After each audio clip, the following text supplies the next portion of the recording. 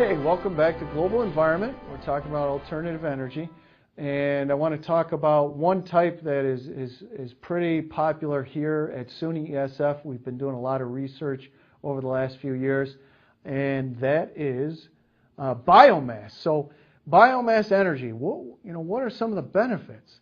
Often you can use waste materials. So this has the added side effect or benefit of getting rid of something we were going to have to dispose of anyways. It's widely available and it's scalable. You can do small scale, you can do large scale, which makes it very powerful. Another set of disadvantages in this case is the energy return on investment can be very low, sometimes less than 1, which is a definite problem, especially if you're trying to turn things like corn into ethanol. Many studies, especially those by David Pimentel at Cornell, have shown that probably the energy return on investment is less than 1 for some of those processes. Indoor air pollution can be a problem if you're using biomass for home cooking. Often that's the case in the developing world. And deforestation if you're not effectively managing your forest resources, if that's where you're getting the biomass from. All right, so on this campus, we use Willow Biomass quite a bit. We've studied Willow Biomass a great deal. There's some real benefits to Willow Biomass, and I'll show you some specific slides demonstrating just how fast willows grow. But this one shows basically 2 important things with Willow Biomass, and these are shrubby willows. The biggest is that most of the studies show that for every joule you put in, you basically get, and I lost it. Okay, let's do this one again.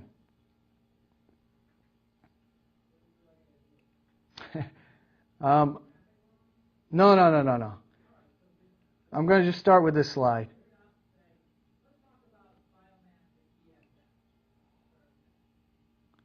Yeah.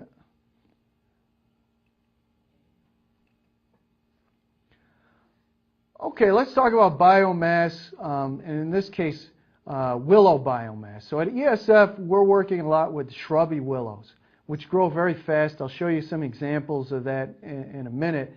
But what are some of the big benefits to it? One is when it comes to energy return on investment. For every joule you invest, and that's generally fossil fuel energy to run the process initially, you get about 16 joules out, which is really good. And where is that extra energy coming from? It's coming from the sun. So the energy return on investment seems to be fairly favorable if you're using cogeneration or that type of system. Now the other thing that's important is that there's a closed carbon cycle. When carbon emissions are generated, they are eventually sequestered by new willow that's growing. And there might even be a net sink to the soil in this when you talk about carbon being pulled from the atmosphere, going into the roots and then into the soil. So very positive side effects. Closed carbon cycle and a very good energy return on investment. Okay. Now this is, I believe, Dr. Tim Volk standing next to some willow biomass. And the important thing to note here is this willow is only 3 years old. So it grows very fast. It doesn't have a really, really high energy density for volume, but for weight it's very, very good. We talked a lot about how we use alternatives in the U.S., and we've hinted at the developing world. Why should we really think about the developing world when it comes to alternative energies? Okay, why should we do that? One is the rapid increase in demand. I'll show you some graphs later, but basically the demand in the developing world is increasing exponentially with increasing affluence. We think of IPAT and also population. And you can see here 76% of the world's population is in the developing world, so that's something we have to think about. This shows rural access to electricity by region, and you can see that between 1970 and 1990, there's been an explosion of energy demand in rural regions in different parts of the world. As standard of living has been rising, affluence has risen, the demand has risen, also with population. In East Africa and Eritrea, where I worked, electricity demand has been going up at 10% per year. And how sustainable is that with, for example, fossil fuels? This map here shows carbon emissions from fuel consumption around the world, with the blues and the greens very low levels and the oranges and the reds very high levels. And you can see, as you'd expect, Europe very high, the U.S. very high, China just coming on in 1986. But if we go, maybe 100 years or so into the future and try to see what's going to happen and what's already occurring with demand, you can see China really taking off potentially. And this pen keeps screwing me up. No, well, I'm not trying to advance. What happens is this little thing on here, it shuts off the ink when I'm trying to write.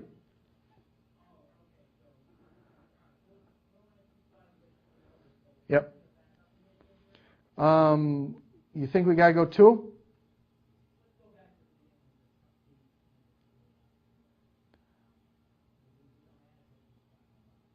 Well, it'll work now. You want me to start at this one?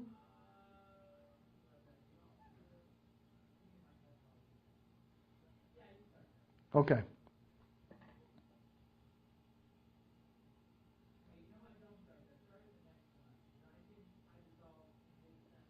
Okay. Start here?